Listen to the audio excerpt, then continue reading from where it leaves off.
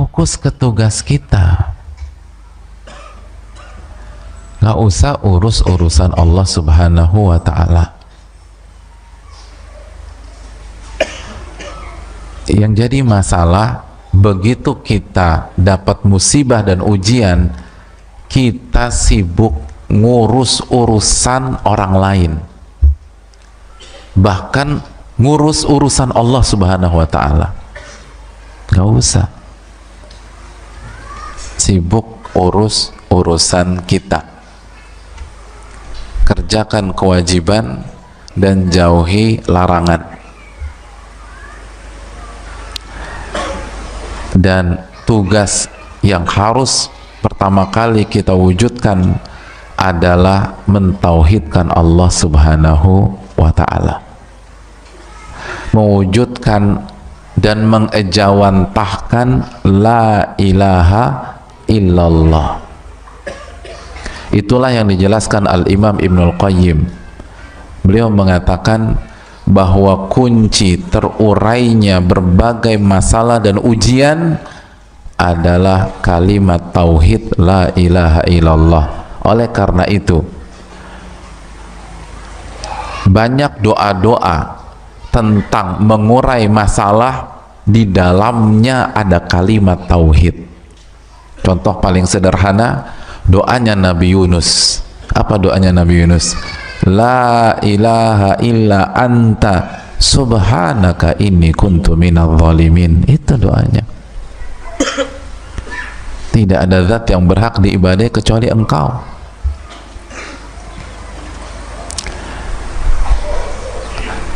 Tidak ada yang berhak diibadahi kecuali Engkau. Apa keterangan para ulama? Al-Imam As-Sa'di rahimahullahu ta'ala mengatakan, ketika Nabi Yunus membaca la ilaha illa anta subhanaka inni kuntu minadh dhalimin, ini masuk ke bab tawassul bil hal. Jadi beliau meminta pertolongan kepada Allah Subhanahu wa ta'ala melalui kondisi beliau pada saat itu dan selama itu.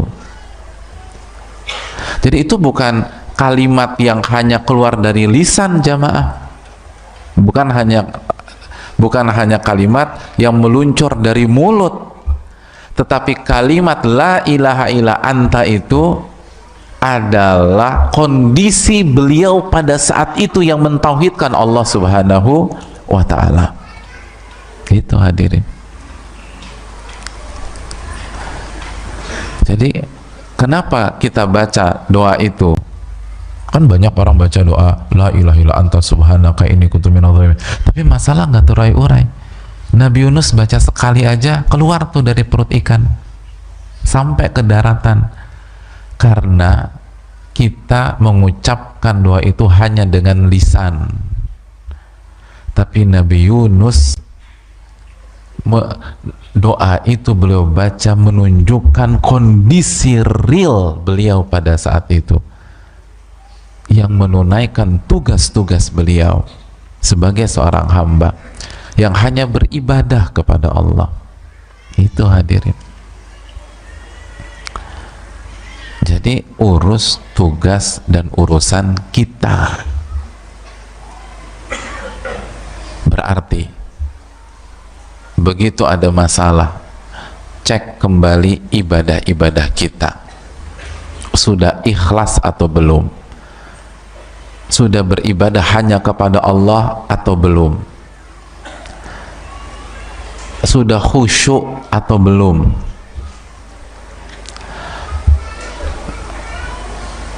Lalu setelah kualitasnya dijaga, kuantitasnya bagaimana? Dijaga nggak tuh salat-salat wajib, lalu salat-salat sunnah? Itu dicek tuh hadirin. Itu dicek. Yang jadi masalah ketika kita punya masalah, bukannya fokus ke urusan dan tugas kita, kita kebanyakan menganalisa, kebanyakan mikir.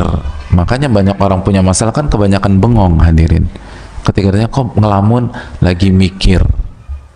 Padahal Allah berfirman dalam surat At-Talaq ayat 2 dan 3, "Wa man yattaqillah yaj'al lahu makhraja wa yarzuqhu min haitsu la yahtasib."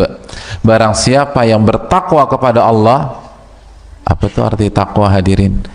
Secara simpel Hasan Al-Basri mengatakan takwa itu menjalankan perintah, menjauhi larangan, jalanin tugas, inti takwa tuh.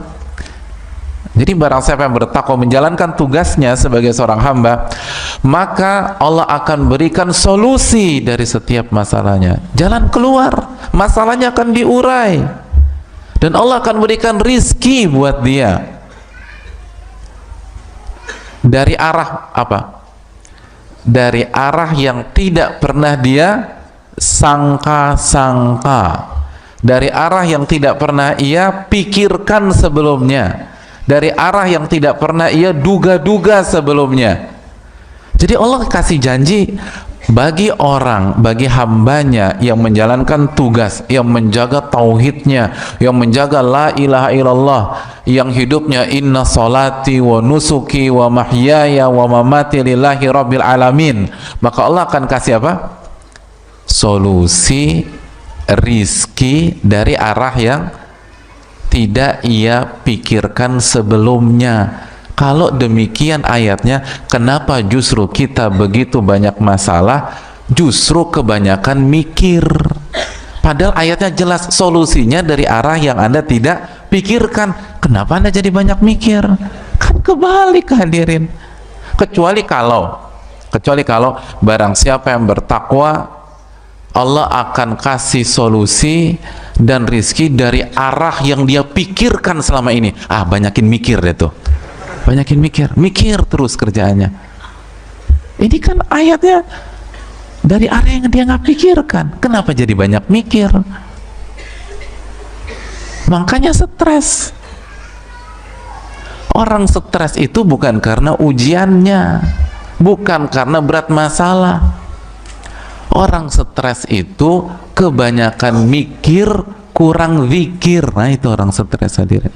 Kebanyakan mikir, kurang zikir. Loh, kan Allah berfirman dalam surat Ar-Ra'd ayat 28, "Ala bidzikrillah tatma'innul qulub." Ketahuilah dengan berzikir dan mengingat Allah, hati jadi apa? Stres. Tenang. Jadi harusnya ingat Allahnya dibanyakin. Bertakwa, ingat Allah,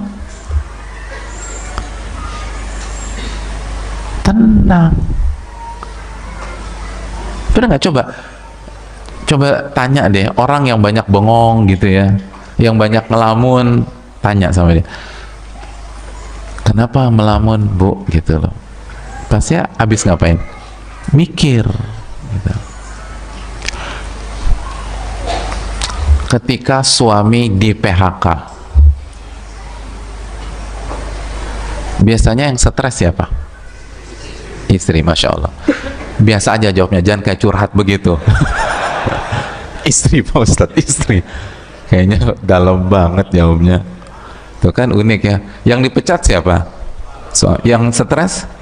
Itu unik tuh emang kehidupan. Coba kita tanya, wahai para istri, kenapa stres? Kata mereka, gimana nggak stres Pak Ustadz? Aku kan pikirin anak-anak. Tuh kan, mikir kan tuh. Iya kan, itu mikir tuh. Aku kan mikirin sekolah mereka, uang gedung belum dibayar. Mikir lagi kan, tuh kan. Aku kan mikir bayar listrik Pak Ustadz. Listrik nih gimana? Mikir lagi kan, subhanallah. Itu kebanyakan mikir. Udah gitu bengong, waktu habis. Harusnya kan dia ikhtiar, dia kerjakan tugasnya, gak usah kebanyakan mikir. Nabi SAW ketika ujian di kota Mekah semakin dahsyat, kan sebagian sahabat nanya, kapan kita hijrah ya Rasul? Kapan kita hijrah ya Rasul? Apa kata Nabi SAW? Lam umar bil hijrah, saya belum diperintah Allah untuk berhijrah. Itu Nabi nggak mengatakan tunggu saya pikirkan dulu ya. menurut analisa saya insya Allah 5 bulan lagi. Tapi memang berat masalah kita. Akhirnya curhat. Enggak, kan Nabi nggak begitu. Nggak begitu. Saya belum diperintah untuk berhijrah. Lihat, fokus ke tugas. Artinya kan saya ini hamba, tinggal nunggu tugas dari Allah aja. Kalau ditugaskan hijrah, hijrah. Tugaskan di sini kita. Kita nih kebanyakan menganalisa, kebanyakan berpikir. Berpikir boleh hadirin. Syarat jadi mukallaf itu berakal sehat. Tetapi semua yang overdosis tuh nggak bagus, itu poinnya. Semua yang overdosis itu tidak bagus. Jangankan berpikir yang overdosis. Saya ingin tanya, sholat subuh overdosis bagus nggak? Sholat subuhnya 3 rakaat, nggak ada. Semua ulama Purbalingga bilang sesat. Itu simpel, apalagi mikir. Yang jadi masalah kita sibuk ke hal yang bukan urusan kita, lupa urusan kita, mentauhidkan Allah Subhanahu wa ta'ala, mencek kualitas ibadah kita, tauhid kita udah lurus belum, ada nggak noda-noda syirik, baik syirik kecil apalagi syirik besar. Lalu bagaimana kuantitasnya nih, itu yang harus kita pikirkan. Adapun hasil itu urusan Allah, nggak usah kita ribetkan. Kenapa nggak usah kita pikirkan? Terlalu ribet begitu. Sekali lagi, berpikir jelas ada porsinya. Yang jadi fokus kita yang overdosis.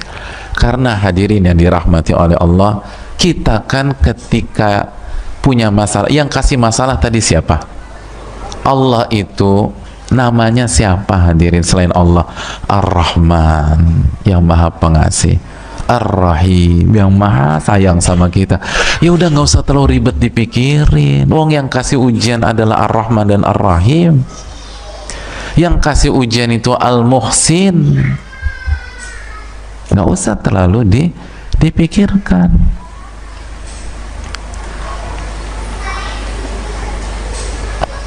Zat yang ahkamul hakimin, yang maha hakim, yang maha bijak, yang maha adil, yang nggak mungkin menyelisihi janjinya. Allah udah bilang bertakwa, kita kasih jalan keluar. Udah, ikutin aja permintaan Allah SWT. Allah kan kasih jalan keluar. Kan apa kata Allah dalam surat Ar-Rum ayat 6? Wa'dallah, itu janji Allah. La yukhlifullahu wa'dah. Allah nggak pernah menyelisih janji-janjinya. Walakinna aktsaran nasi la ya'lamun.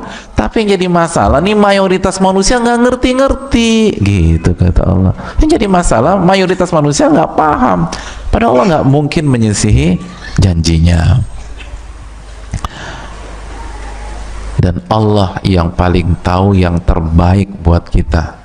Dan yang kita pikirkan, akhirnya kita down, kita jatuh, kita bingung. Itu pun kalau Allah kasih belum tentu terbaik buat kita. Masih ingat surat Al-Baqarah ayat 216? Wa asa an takrahu syai'an wa huwa khairul lakum. Bisa jadi yang kalian gak suka itu yang terbaik buat kalian. Wa asa an tuhibbu syai'an wa huwa syarrul lakum. Dan bisa jadi yang kalian suka itu buruk buat kalian. Terus penutupan ayat itu apa kata Allah? Wallahu ya'lamu wa antum la ta'lamun. Allah yang maha tahu, sedangkan kalian tidak tahu. Yang tahu tuh Allah, kalian gak ngerti. Kalian gak ngerti mana yang terbaik buat kalian, mana yang terbaik untuk kalian. Makanya jangan apa? Sok tahu. Itu jangan. Kita nih bimbang kebanyakan sok taunya. Karena kebanyakan mikir tadi itu. Jadi sok tahu aja. Harusnya begini nih, sok tahu gitu. Tahu dari mana harusnya begini? Bisa jadi enggak. Hadirin, sebagian sahabat aja itu bisa kurang tepat dalam memprediksi dalam kasus Sulhul Hudaybiyah. Iya kan? Sulhul Hudaybiyah. perjanjian Hudaybiyah, tapi mereka tidak ngotot. Begitu mereka melihat Nabi tahallul, mereka langsung sami'na wa ata'na, taat kepada Allah dan Rasulnya. Padahal secara pemikiran, prediksi, ini ngerugiin kita nih, dan bukan saatnya kita bahas sulhul Hudaybiyah. Mereka berpikir ini ngerugiin, sampai Umar berpikir demikian, ini kayaknya ngerugiin kita nih. Dan kita tahu Umar cerdasnya kayak apa. Nabi katakan, laukana ba'di nabiun lakana Umar, kalau ada nabi setelahku orangnya itu Umar. Saking cerdas dan tajamnya firasat, intuisi beliau. Tapi nggak ngotot. Begitu Nabi SAW tahallul, semua tahallul ternyata benar. Sulhul Hudaybiyah menguntungkan atau merugikan? Menguntungkan. Dan sulhul Hudaybiyah adalah pintu masuk membuka kota Mekah. Jadi sekali lagi hadirin, banyak hal yang kita prediksi itu nggak benar. Jadi kesian kita ya, udah capek-capek mikir, capek-capek bengong, capek-capek ngelamun, akhirnya asam lambung naik, terus mahnya kumat, hasilnya nggak bener juga, salah hasilnya. Ya Allah, kalau hasilnya benar kan masih mending gitu, ini hasilnya salah. Karena Allah katakan, wa asa an takrahu syai'an wa huwa khairul lakum, bisa jadi yang kalian nggak suka tuh baik buat kalian. Udah percayain aja sama Allah. Allah yang paling tahu. Allah nggak mungkin zolimin hamba-hambanya. Wa annallaha laisa bidzallamin lil abid. Allah tuh nggak pernah zolimi hamba-hambanya. Dalam surat Ali Imran ayat 182. Nggak mungkin. Selama kita menjaga iman kita, tauhid kita, akidah kita, pasti Allah akan tolong. Nggak mungkin.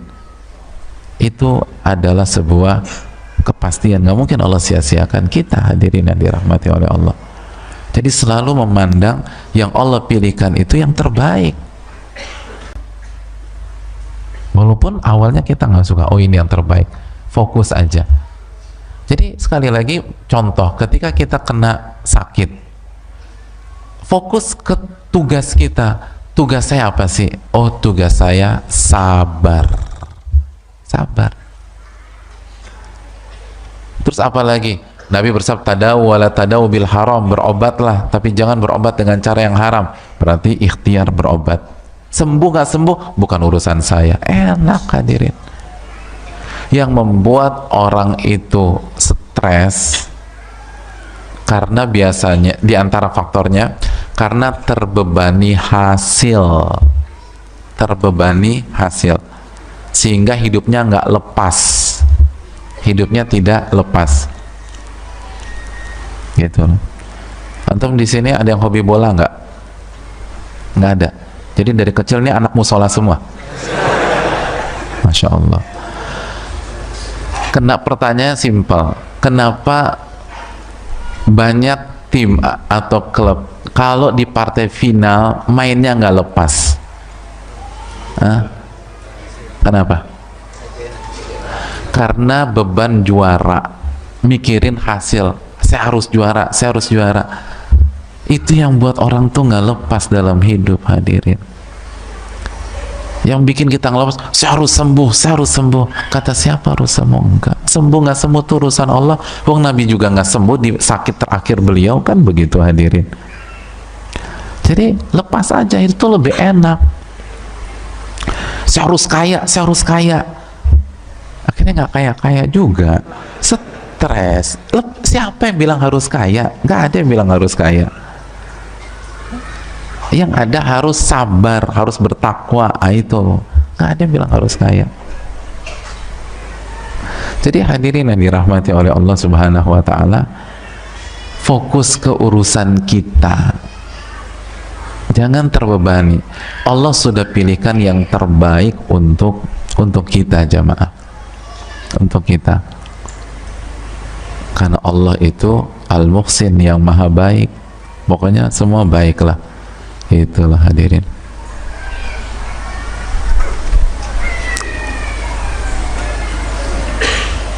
Dan belum tentu sakit itu lebih buruk daripada sehat, hadirin. Iya, apalagi kalau kita pakai kacamata akhirat, belum tentu. Belum tentu. Banyak maksiat itu pas orang sakit atau pas lagi sehat? Sehat gitu loh. Pas lagi sehat.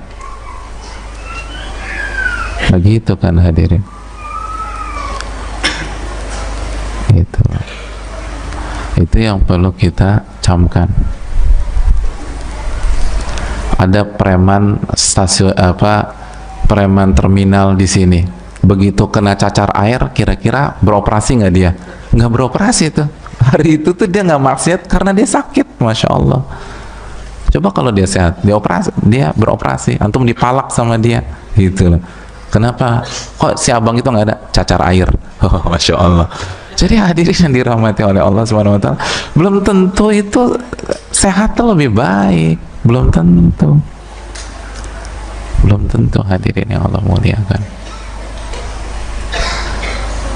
Bisa jadi justru sakit. Tapi yang terpenting adalah bagaimana kita jalankan tugas kita ketika sakit dan bagaimana kita jalankan tugas kita ketika sehat. Itu aja udah. Adapun hasil serahkan sama Allah Subhanahu wa Ta'ala. Pasti Allah akan urai di waktu yang tepat. Di waktu yang tepat.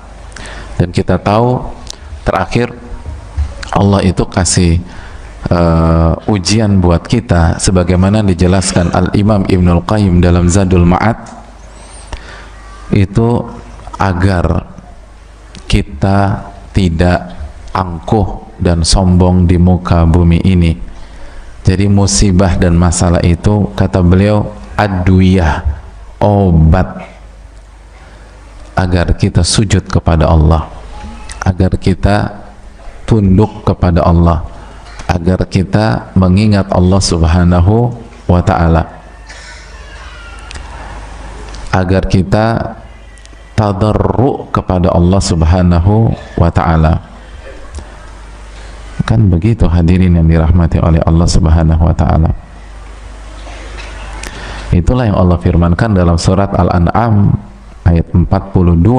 Allah katakan, walaqad arsalna ila umamin, dan kami telah utus kepada umat-umat sebelum engkau, min qablika fa akhadnahum bil ba'sa'i wa dharra, dan kita kasih musibah, kesulitan dan rasa sakit. Agar apa? La'allahum yatadarraun, agar mereka tadarru kepada Allah, agar mereka tunduk kepada Allah, agar mereka kembali ke tugas-tugas mereka, agar mereka kembali sujud kepada Allah. Itu poinnya hadirin. Agar mereka kembali ke rel mereka menuju akhirat dan tidak terfitnah dengan dunia. Jadi itu semua positif.